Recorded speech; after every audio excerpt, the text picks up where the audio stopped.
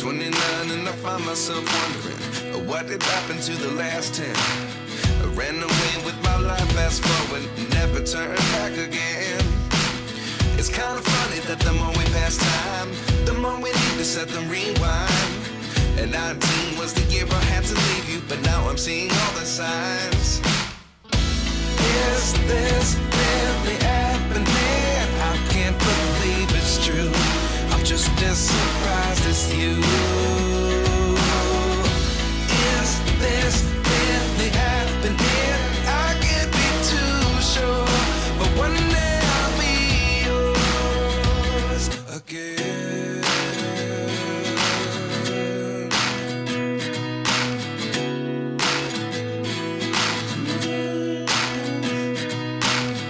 Life lessons come one in a dozen. The other 11 get something from nothing. I sit here looking for an answer. Maybe the biggest question was in the last chapter. You gave me the soul I have today. Without you I never could have moved away. But now I see what you teach. I do believe